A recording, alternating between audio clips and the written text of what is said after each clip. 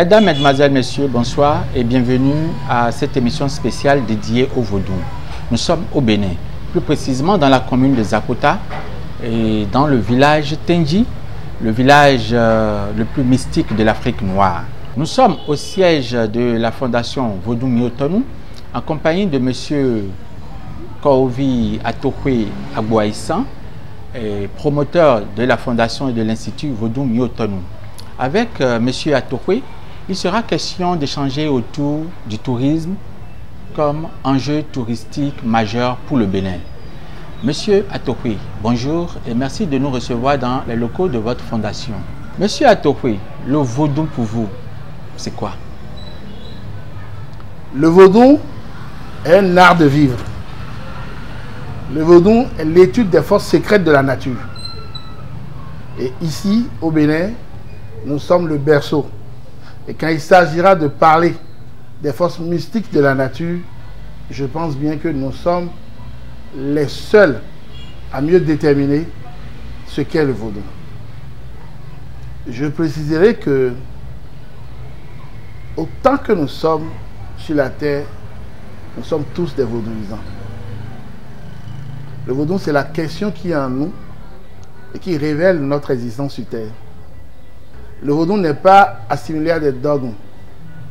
Le vaudou est assimilé à l'étude intérieure de l'humain. L'étude qui nous fait rapport avec le cosmos et qui pose la question de qui nous sommes exactement. C'est vrai que beaucoup aujourd'hui peuvent s'orienter dans des différentes qui, sans raison, ne peuvent pas comprendre là où ils sont. Je veux parler exactement des religions importées. Le vaudou, c'est la question de soi. Le vaudou, c'est la force qui est en nous. C'est la complexité même de l'humain à travers les entités qui nous servent. Si le vaudou incarne autant de valeurs aussi bienveillantes, mais pourquoi, selon vous, le vaudou est-il diabolisé dans l'opinion nationale et internationale? C'est tout à fait normal, c'est pas ignorance. C'est pas ignorance. Vous parlez de diabolisation, opinion nationale et internationale. Je vous fais de petits rapproches. La planète Terre a connu beaucoup de pandémies. Elle a connu beaucoup de génocides, beaucoup de guerres. Est-ce que vous avez déjà à l'origine entendu que le vaudou est à la base d'un génocide ou d'une guerre? Excusez-moi, ce n'est pas ignorance. Et ceux qui ont fait ce travail, c'est vous les médias corrompus. C'est vous qui étiez à la base, mais sans faire des recherches approfondies et appréhender la question vaudou, vous êtes allés naïvement vers eux et ils vous ont donné ce qu'ils veulent de l'Afrique. Le vaudou est la seule force de l'Afrique aujourd'hui qui peut encore trembler devant l'Occident, qui peut faire trembler l'Occident. Mais comment nous ne sommes ni à la base d'aucune guerre, je répète, ni des pandémies, ni des génocides. Vous imaginez que l'Église catholique est responsable de la plus grande génocide sur cette terre d'Afrique? Le vaudou n'a été à la base de rien de tout ça. Donc si nous voulons parler en termes clairs, selon la vérité, nous devons déjà raison garder et savoir ce que nous voulons présenter à l'opinion internationale. Je sais que votre raison de vivre est orientée dans ce que l'Occident vous imprime dans la tête. Le fait de diaboliser le vaudou a été imprimé dans la tête de l'Africain. Et les Dahoméens ne doivent pas s'asseoir. Ils doivent défendre leur patrimoine. Ils doivent dire la réalité en face du monde. Nous ne sommes qu'à la base. Nous ne faisons que l'étude des forces de la nature. Et c'est ces forces qui nous permettent de voir l'horizon et savoir le meilleur qui nous reste demain. En tant que vaudounon, que faites-vous exactement pour vous débarrasser de ce cliché? Justement, au sein de la fondation Vodou Miotonou, je ne parlerai pas de la promotion, mais je parlerai de la restauration de la valeur vaudou dans le monde. Et dans cette restauration, nous devons approcher les réalités du vaudou et expliquer exactement qui nous sommes. Parce que quand, sur un terrain, vous laissez les autres parler en votre nom, il ne dira que ce qu'ils pensent de vous et ce qu'ils veulent de vous. Mais je pense que la Fondation, depuis 10 ans, se bat pour que le vaudou soit mieux entendu, mieux respecté et comme on le dit, mieux restitué. Depuis environ 19 ans, sinon une vingtaine d'années, le Bénin accueille une journée dédiée au vaudou tous les 10 janvier. Vous pensez que cette journée, cette célébration a contribué à quelque chose dans l'amélioration de l'image du vaudou dans l'opinion internationale? Oui, cette journée a apporté beaucoup au vaudou. C'est vrai que c'est un peu mal réfléchi. Soyons sincères. Nous parlerons ce jour du vaudou. Le vaudou, c'est la question de l'esprit. L'esprit est à tout moment, à tout niveau et à tout endroit. Si nous parlons ici au Bénin de la saison des rituels, vous imaginez que des gens prennent vol depuis Miami aux États-Unis 2 jours et ils viennent pour une seule journée d'événement dont la quintessence, ça veut dire la profondeur n'est même pas bien expliquée à ces pèlerins. Il y a beaucoup de failles dans l'organisation. Que reprochez-vous concrètement à l'organisation de cette fête? Je pense que, vous voyez, un État se gère. Je vais dire que le pouvoir central a des devoirs. Mais le jour où il prendra la question du vaudou comme un vrai devoir, comme une vraie orientation touristique pour le Bénin, la chose serait tout autre. Qu'est-ce que je veux dire par là? Nous avons eu la chance l'année passée d'organiser le premier pèlerinage du vaudou. On a reçu environ 69 pèlerins à travers le monde, sans publicité. Qui? La Fondation? La Fondation Vaudou Biéton, avec l'association Alovier de l'Haïti, Madame Carole.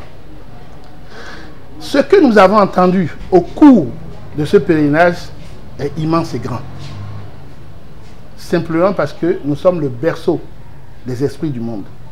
Parce que le vaudou est l'esprit. Nous ne pouvons pas aujourd'hui avoir cette grandeur de choses et en faire d'une seule journée quelque chose. Vous prenez la place de la judéo-chrétienté, les musulmans avec la Mecque. C'est tout un mois. Les gens y vont pour une période. Le vaudou n'a choisi qu'un seul jour. C'est peu. Et vous proposez combien de jours? Non, non, ce n'est pas une histoire de proposer des jours. Vous imaginez que dans le vaudou, nous avons plusieurs dimensions de divinité. Les Haïtiens viennent pour le candomblé. Ils viennent pour le makuba. Les Brésiliens viennent pour autre chose. Tant que nous ne faisons pas la liaison, nous ne faisons pas le rapport avec les divinités et les permettre dans des saisons de venir se ressourcer sur la terre du vaudou, il y a encore des choses à dire. Je vous ajoute en disant que les vaudouisants du monde nous regardent. Ils voient ce que nous faisons. Et ils savent que le Bénin n'a pas raison. Pourquoi? Le Bénin n'a pas raison. Le Bénin est en train de mal servir ce qu'on appelle les doctrines africaines. Bon. Ouais. Pourquoi? Parce que si nous sommes le berceau du vaudou, qu'est-ce que nous proposons à ceux qui sont de l'autre côté et qui ont le même langage spirituel que nous? Le Vatican propose de venir voir le Saint-Père qui est le représentant légitime du Dieu sur terre à travers Jésus-Christ. La Mecque aussi propose des choses. Qu'est-ce que vous, les Béninois, vous proposez aux vaudouisants du monde? Qu'est-ce que vous avez tant de foyers vous proposez au gouvernement? Mais écoute, c'est de vous qu'il est question. Oui, faites-nous des propositions. Il est question de nous. Oui. Mais orientons-nous un peu. En quoi faisant? Le Vatican est géré par qui? Par des prêtres, Oui. qui dans leur politique ont des plans. Oui. Il y a eu des guerres, Oui. pour imposer le catholicisme. Oui. Nous, ce n'est pas souffrance. Ça veut dire, s'il y a une croix que l'Afrique a connue pour installer une spiritualité ailleurs, c'est le vaudou. Oui. Vous connaissez l'Institut de vaudou dans ce Bénin? Nous sommes ici. C'est un État qui parle du catholicisme au Vatican. Mais ici, on n'a même pas d'institut. Nous sommes les premiers jusqu'ici à installer l'Institut Vaudou Nton, qui est en train de voir jouer en Haïti maintenant. Étant patriotes pour le développement de ce pays, nous sommes obligés de faire notre partition, comme on peut. On peut être, et dès que le gouvernement comprend l'orientation, il va nous aider.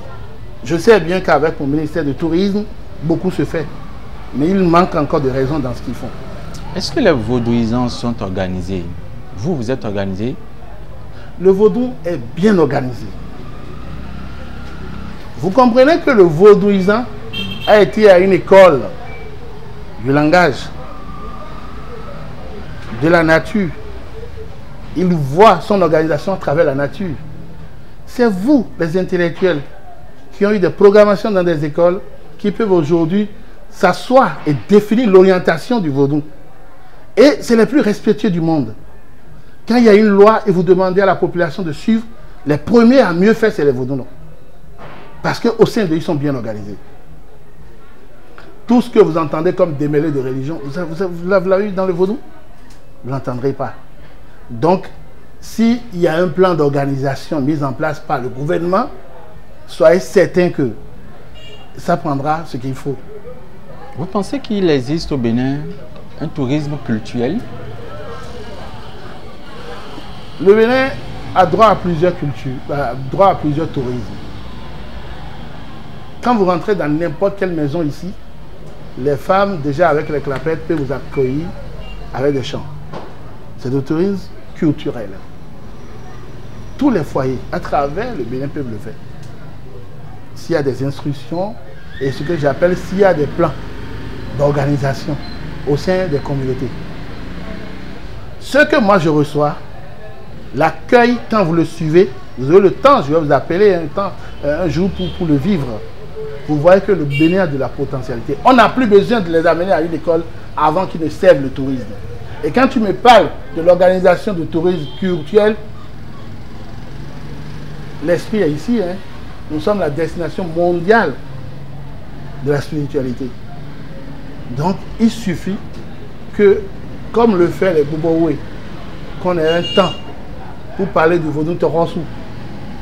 Vous verrez que tous ceux qui parlent le même langage, dans ce sens avec nous, viendront nous visiter. Quand vous parlez du vaudou de la terre, Sawata, ils viendront aussi. Donc, il suffit simplement de se mettre dans une organisation claire et mener les choses comme il le faut.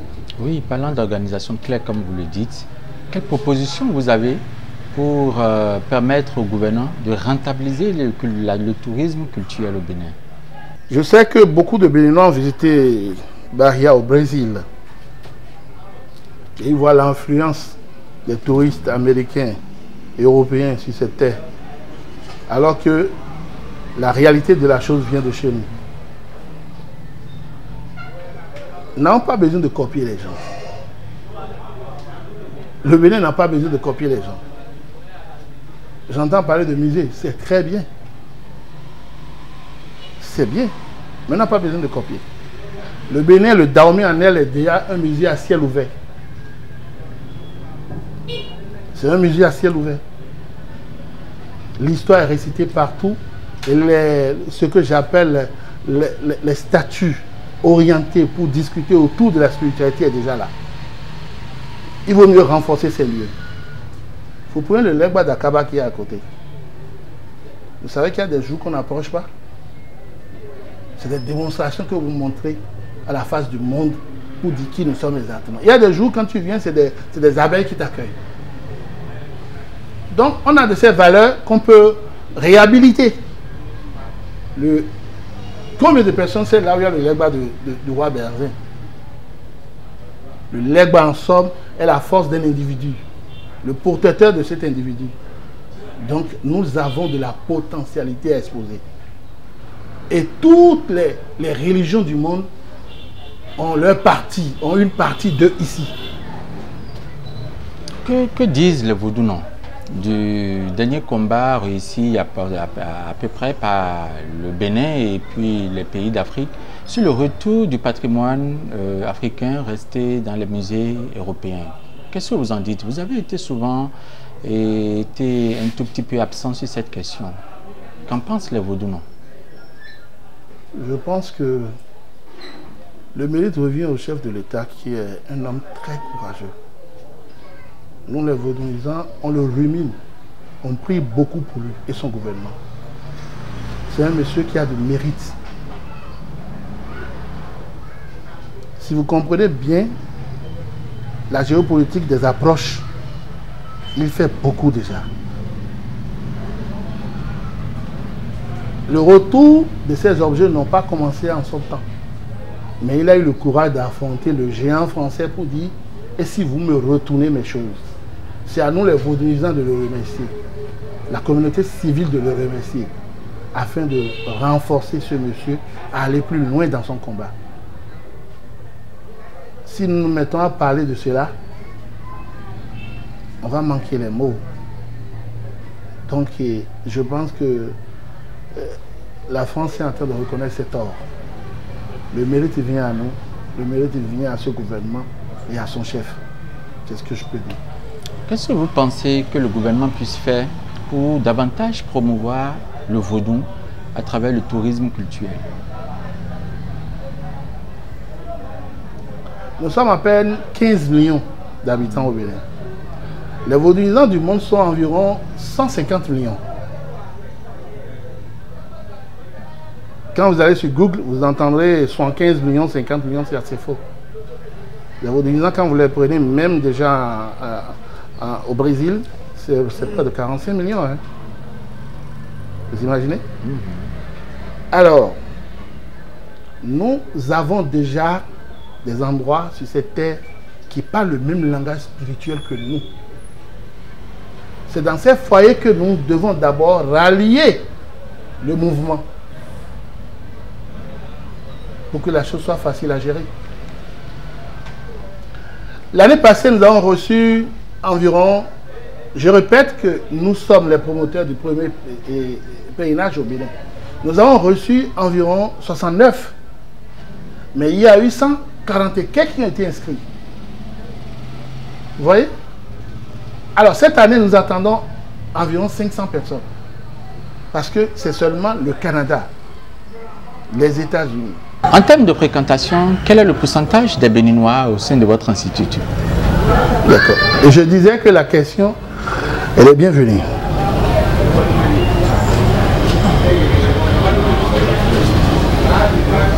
C'est dommage que la culture de mon pays est financée sur projet papier. C'est pour ça que je dis que le gouvernement doit revoir sa politique. En quoi faisant? Le gouvernement passé, oui. Si vous voyez les milliards qui sont dehors, ces milliards ont servi à quoi? Pour l'essor de la culture béninoise. Je souhaite que ces messieurs qui travaillent au sein du ministère de la Culture aillent aussi sur ce terrain pour faire des vérifications, pour voir qui fait quoi et qui est en train de promouvoir vraiment le Bénin. C'est vrai que jusqu'ici, ce ministère ne finance que les gens sur papier. C'est les projets qu'on dépose. Je sais qu'il y a des choses qui se font. Je ne le désavoue pas. Ils font des efforts, mais ils doivent revoir leurs efforts. La politique culturelle du pays doit être revue autrement. Le vaudou seul peut nous rendre riches. Et ils doivent aller aussi sur le terrain pour voir ce qui se passe.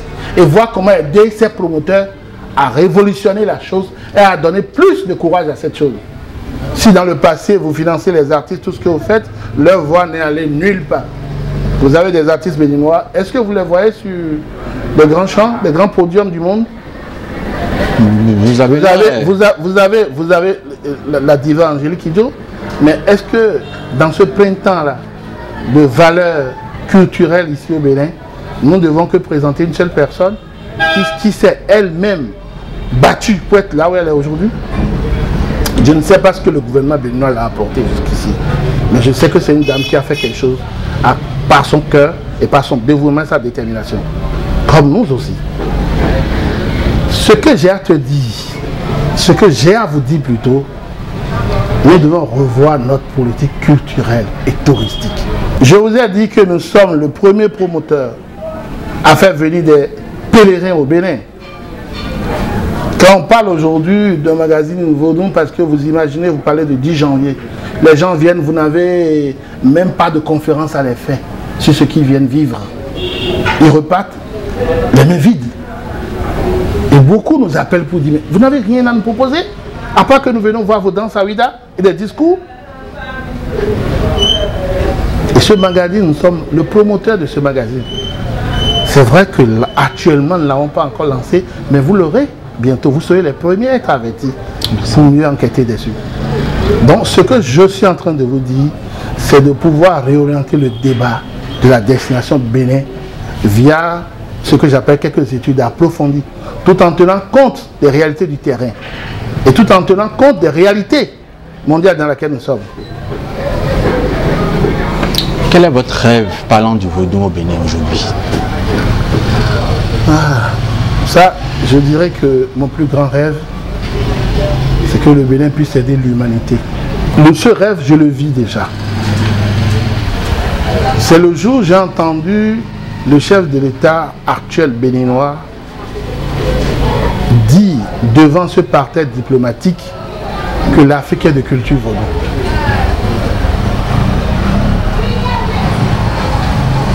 Autant intellectuels, autant d'élites ne sont pas éclairés, tout le monde n'est pas éclairé.